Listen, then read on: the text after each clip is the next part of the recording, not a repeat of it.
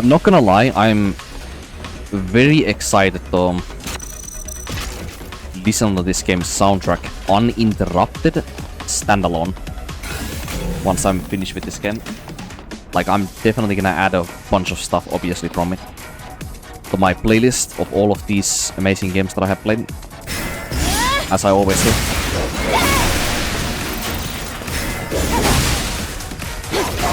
We'll see if I have to edit there something myself. I almost hope that I do.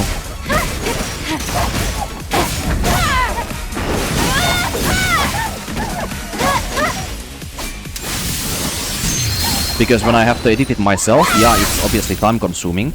On Black Myth Wukong's soundtrack, when I added like 20 something different songs and I edited them to my liking or reorganized them, as well as changed the volumes of them and stuff to be more for uniformal.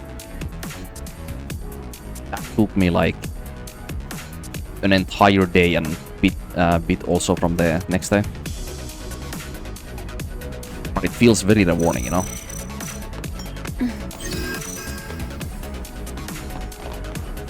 I don't know, I guess the fundamental thing is that when you feel like you are the one creating something and you get a sense of satisfaction from your work is gratification enough, you know? Adam broadening my perspective.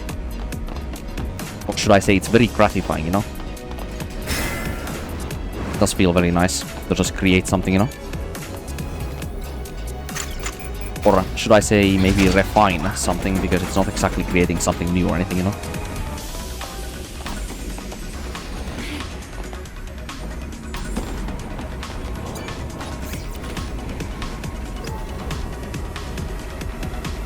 Yeah, Adam broadening my perspective. That is Adam's influence on Eve throughout the game. Summed by Eve herself.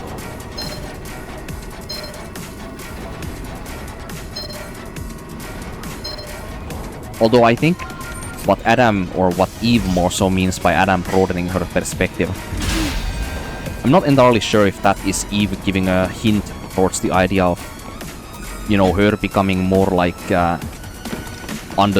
or should I say knowledgeable of the human like norms or something. I think it's more so like Adam's influence has like given Eve more like confidence almost in her new surroundings. I think that's the main thing that we're looking at here.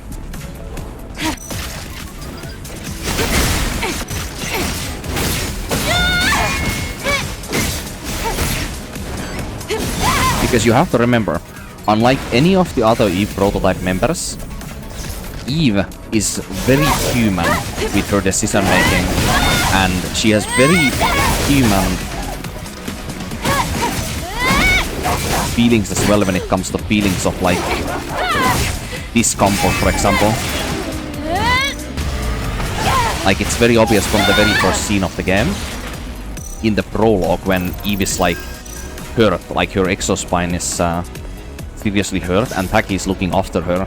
Like, she's showing so much more weakness in that scene than Taki, for example, will ever show, including Raven will ever show when they are both either emotionally or physically hurt by any means.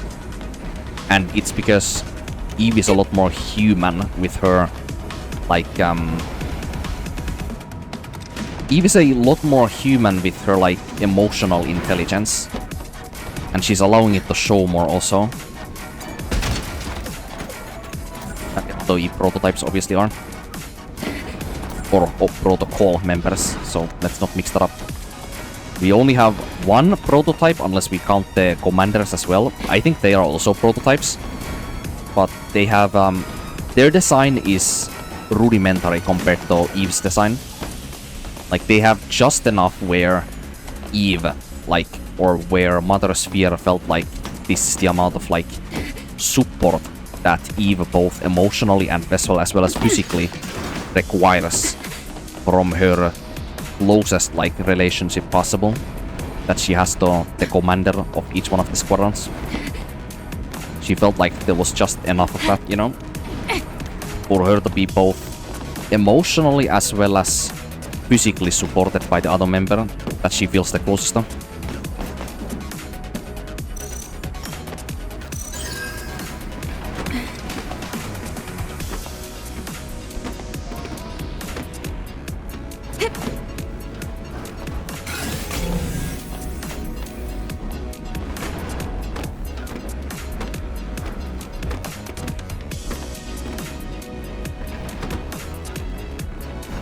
You know, you do actually wonder about one thing. If the entire reason of why the Eve protocol exists is for the gathering of that data, then why would Mother Sphere intentionally choose to have only one Eve prototype on each one of the squadron deployments? Why choose specifically only one? Like, I get that if all of them were the same as Eve, if all of them were as curious, as gullible, and as, should I say, discouraged and, like, what? Dude, there has to be a better word to explain what I mean here.